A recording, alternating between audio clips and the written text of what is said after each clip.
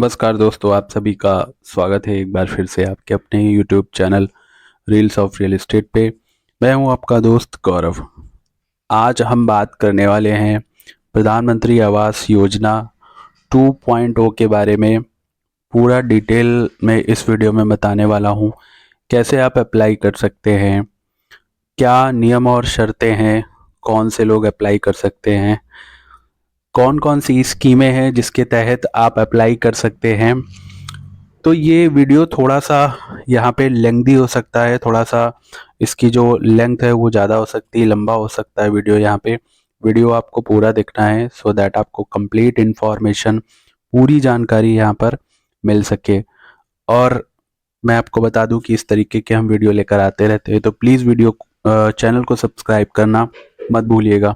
देखिए यहाँ पे रिसेंटली जो प्रधानमंत्री आवास योजना 2.0 यानी जो द्वितीय चरण यहाँ पे प्रधानमंत्री आवास योजना, अब देखिए यहाँ पे दो चीज़ें कंफ्यूजन के लिए है।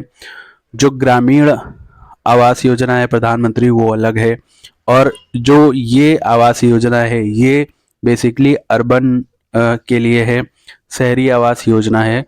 तो ये ग्रामीण आवास योजना से बिल्कुल अलग है। तो यदि आप किसी ग्रामीण इलाके से बिलोंग करते हैं, ग्रामीण इलाके में रहते हैं, तो उसका भी वीडियो ऑलरेडी मैंने बनाया हुआ है। आपको क्या करना है, आपको प्लेलिस्ट में जाना है और वहाँ पे आपको वो वीडियो मिल जाएगा। तो वो वीडियो जो भी ग्रामीण इलाके से संबंधित है, आप उस वीडियो को देखिए। उसमें मैंने सारा प्रोसेस बताया हुआ है कि कैसे आपको अप्लाई करना है। आज हम जो बात करेंगे वो शहरी आवास योजना के बारे में बात करेंगे। क्या योजना है, कैसे आप अप्लाई कर सकते हैं और क्या क्या डॉक्यूमेंट्स रहेंगे, क्या एलिजिबिलिटी है। तो अब देखिए बहुत सारे इसमें पॉइंट है, आपको एक एक पॉइंट को अप्लाई करने से पहले समझना है। समझना इसलिए है कि ये सारी चीज़ें इम्पॉर्टेंट इसलिए हैं कि कभी कभी ये होता है कि बहुत सारे लोग बिना पॉइंट को समझे ऐसे ही फॉर्म फिल कर देते हैं।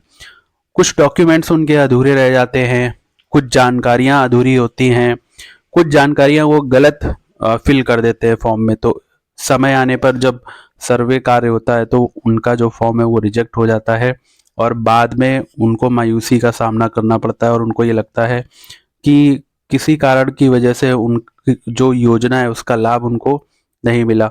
तो इन सारी चीज़ों को आपको ध्यान में रखना है, एक एक पॉइंट को समझना है। और ये वीडियो मैं सिर्फ एक इन्फॉर्मेशन के लिए भी बना रहा हूँ। इसके कई सारे पार्ट होंगे इस वीडियो के मतलब इस आवास योजना से संबंधित कई सारे पार्ट होंगे। मैं एक एक पॉइंट आपको बताने का यहाँ पे प्रयास करूँगा। तो इस समय मेरी स्क्रीन पर जो आप देख रहे हैं ये बेसिकली प्रधानमंत्री आवास योजना शहरी की वेबसाइट है। आप ऊपर अगर आप इसे भी मोबाइल पर खोल के ओपन करके देख सकते हैं, PMAY-urban.gov.in। तो जैसा कि यहाँ पे फ्लैश भी हो रहा होगा, यहाँ पे आप देख रहे होंगे कि apply for PMAY 2.0, apply for scheme guidelines. तो अप्लाई करने से पहले आपको क्या समझना है, गाइडलाइंस बहुत ज़रूरी है। दिशा निर्देश जो रहते हैं वो आपको पढ़ लेने हैं, उसी के अकॉर्डिंग देखिए। उससे फ़ायदा ये होता है कि अगर आप सारी चीज़ें समझ जाते हैं तो एक तो ये है कि आप उसी हिसाब से आपके डॉक्यूमेंट्स आप फिल कर पाते हैं, डॉक्यूमेंट सबमिट कर पाते हैं और आपको कहीं भी इधर उधर भागने की ज़रूरत नहीं पड़ती, आपको पूछने की 50 बार ज़रूरत नहीं पड़ती कि कौन से डॉक्यूमेंट्स लगेंगे, क्या लगेंगे। तो सबसे पहले अप्लाई करने से पहले बहुत इजी है अप्लाई करना। अप्लाई आप अपने आप से भी कर सकते हैं, मोबाइल से भी फॉर्म फिल कर सकते हैं और आपके नियर बाई जो इंटरनेट कैफ़े है वहाँ से भी फिल करवा सकते हैं। जैसे आपको सुविधा लगे आप कर सकते हैं, लेकिन आपको जब भी अब आप अपने आप से भी अप्लाई करेंगे तो कुछ ऐसे पॉइंट्स हैं जिनका आपको ध्यान रखना है। आप अगर इंटरनेट कैफ़े पे जाएंगे तो वहाँ पर भी वो जानकारी आपसे पूछेगा जो ऑपरेटर है, तो आपको जानकारी देनी पड़ेगी। तो इन सारी चीज़ों से बचने के लिए आपको सबसे पहले गाइडलाइंस के बारे में पढ़ना होगा, समझना होगा। तो यहाँ पे देखिए थोड़ा मैं जो यहाँ पे गाइडलाइंस है उसको देखता हूँ यहाँ पे। तो जब गाइडलाइंस पे क्लिक करेंगे तो इस तरीके से ये देख लीजिए आ जाएगा, प्रधानमंत्री आवास योजना स्कीम गाइडलाइंस। अब ये गाइडलाइंस दोनों लैंग्वेज में यहाँ पे अपडेटेड है, एक तो इंग्लिश में भी है और दूसरा हिंदी में भी है। तो अब ये स्कीम पूरे भारत के लिए है, पूरे इंडिया के लिए है। तो आप किसी भी राज्य में रहते हो, XYZ किसी भी राज्य में रहते हो, आप यदि हिंदी भाषा समझते हैं तो हिंदी भाषा उसका डाउनलोड कर सकते हैं। यदि आप इंग्लिश में कंफर्टेबल हैं तो इंग्लिश की ये डाउनलोड कर सकते हैं। अब डाउनलोड कैसे करना है, दोनों में जो नीचे लिखा हुआ है यहाँ पे इंग्लिश और हिंदी, जब आप इस पर क्लिक करेंगे तो ये ऑटोमेटिक डाउनलोड हो जाएगा। एक PDF फाइल है यहाँ पे, वो डाउनलोड हो जाएगी। तो चूंकि मैं हिंदी में हिंदी भाषा में वीडियो बना रहा हूँ तो मैं आपको हिंदी में यहाँ पर बताने वाला हूँ। तो स्कीम गाइडलाइंस पे जैसे मैं क्लिक करूँगा, देख लीजिए ये इस तरीके से डाउनलोड हो जाएगी। डाउनलोड होने के बाद में ये एक्चुअल यहाँ पे पूरे, अगर आप देखेंगे यहाँ पे ये पूरा 112 पेज का पूरा डॉक्यूमेंट्स है। अब पूरे एक क्या 112 पेज डॉक्यूमेंट्स हमारे लिए इम्पोर्टेंट हैं? नहीं, पूरे 112 पेज हमारे लिए इम्पोर्टेंट नहीं है। हमें मेन मेन पॉइंट्स का ध्यान रखना है। एक तो हमें सबसे पहले स्कीम के बारे में समझना है कि क्या स्कीम है, हम किस स्कीम के लिए एलिजिबल हैं, मतलब हम अपने हिसाब से कौन से लोग किस स्कीम के लिए एलिजिबल है। दूसरा, कौन से डॉक्यूमेंट्स लगेंगे, एलिजिबिलिटी क्या है, ये सारी चीज़ें।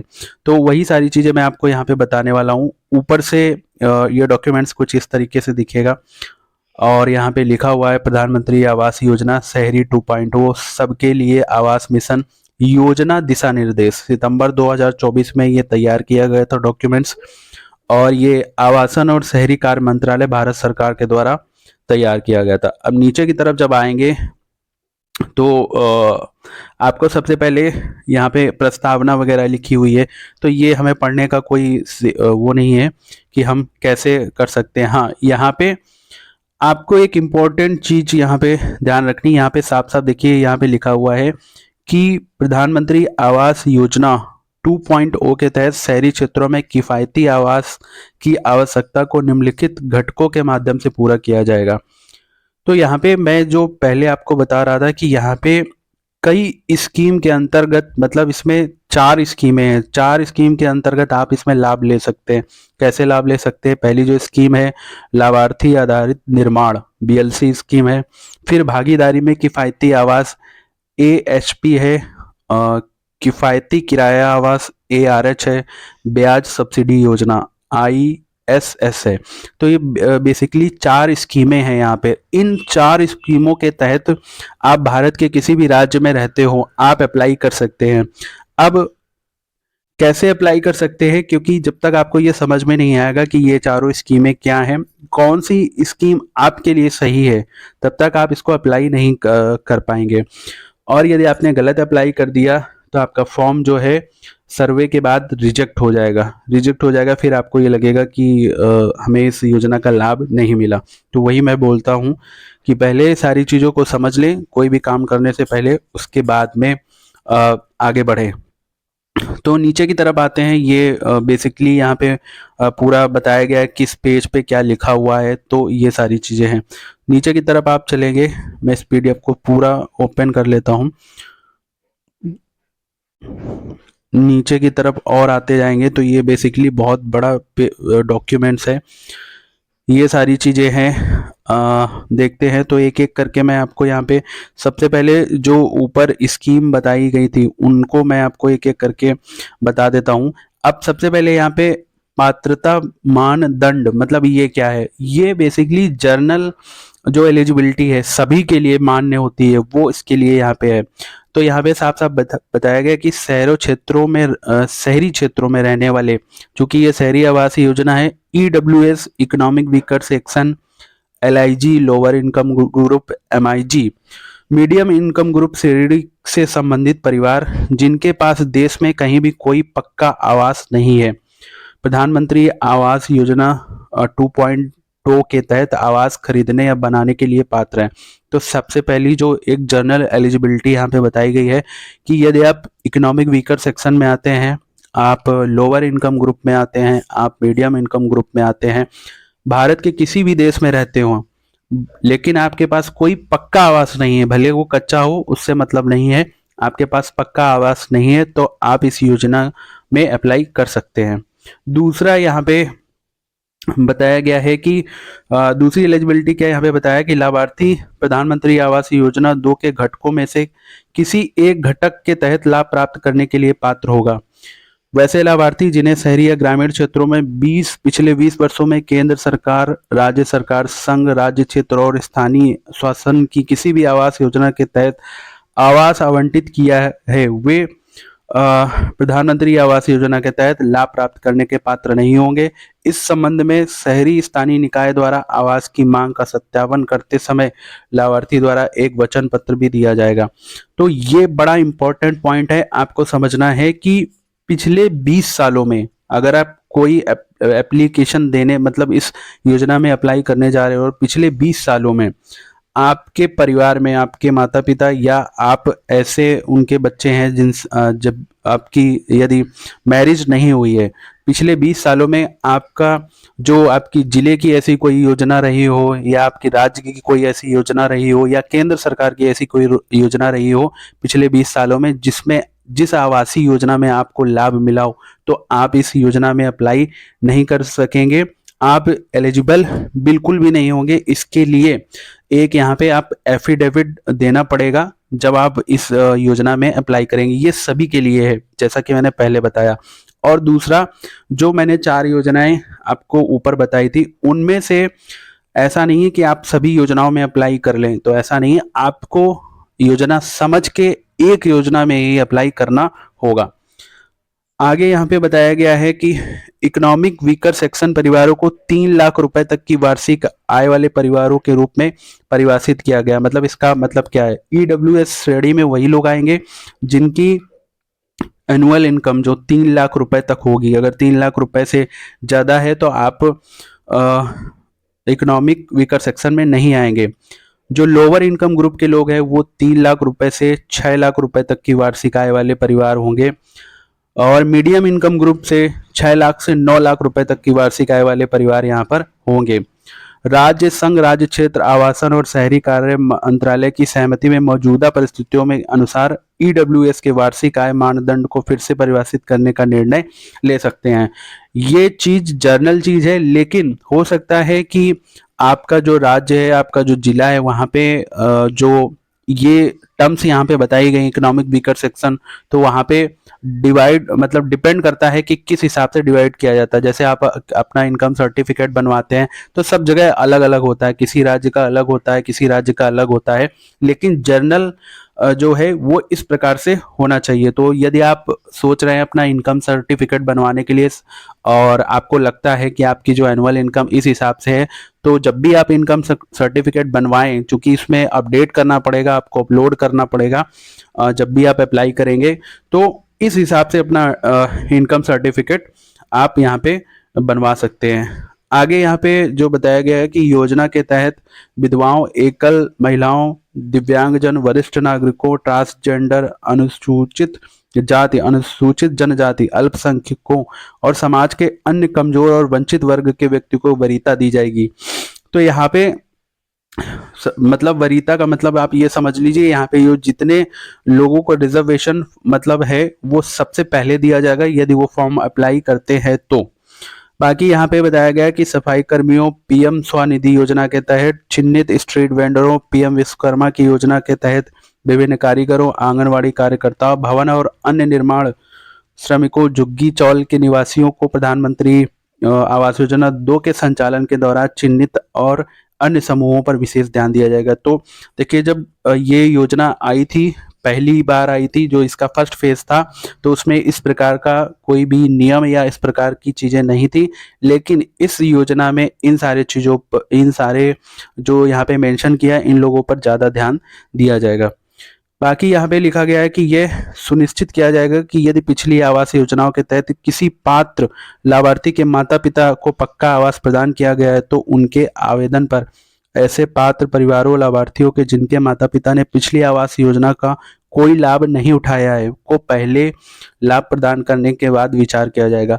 तो वही चीज मैंने यहाँ पे आपको बताई कि यदि आपका परिवार में यदि आप रहते हैं और आपकी मैरिज नहीं हुई है और ऑलरेडी आपने, आपके जो पेरेंट्स हैं उन्होंने ऐसी कोई आवास योजना का लाभ ले लिया है, लेकिन अब आपकी मैरिज हो चुकी है और आप ये सोच रहे हैं कि आप के पास घर नहीं है और आप ऐसी आवास योजना का लाभ लेना चाहते हैं, तो इस पे डाउट है। सबसे पहले उन लोगों को आवास यहाँ पे देने का प्रयास किया जाएगा जिनके पास बिल्कुल भी आवास नहीं है, या इन जिनको आवास मतलब ना तो पहली योजना में मिला है ना तो दूसरी योजना में मिला है। तो ये चीज यहाँ पे बताई गई है।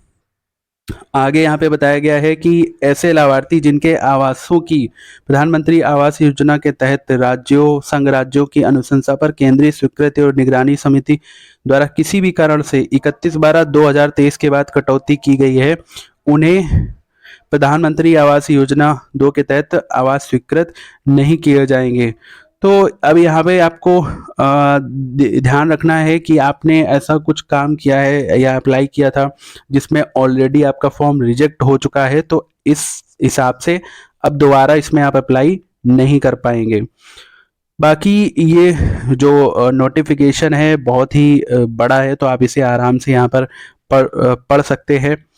आगे यहाँ पे एक इम्पोर्टेंट पॉइंट लिखा हुआ है कि सभी पात्र लाभार्थियों के पास लाभार्थी जो है आधार आधार आईडी होनी चाहिए। तो आधार कार्ड होना बहुत इंपॉर्टेंट है। आधार कार्ड यदि आपका मोबाइल नंबर से अपडेटेड नहीं है, तो जो भी आपका मोबाइल नंबर एक्टिव है तो भी आप अप्लाई नहीं कर पाएंगे, क्योंकि फर्स्ट जो एप्लीकेशन का स्टेप है वो आधार नंबर का वेरिफिकेशन ही है। तो अगर यदि ऐसा नहीं है तो अभी आप इन सारी चीज़ों को तुरंत ठीक करवा लें।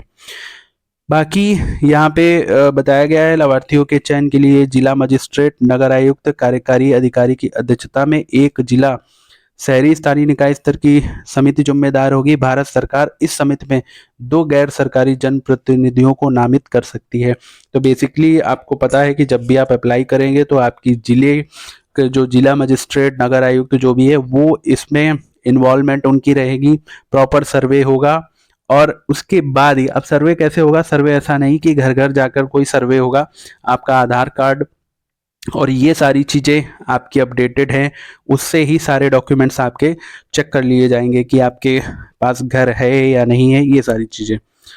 तो ये कुछ इंपॉर्टेंट पॉइंट थे। अब इन पॉइंट को आपको सही से ध्यान रखना है, सारी की सारी चीज़ों को आपको समझना है, पूरी की पूरी चीज़ें।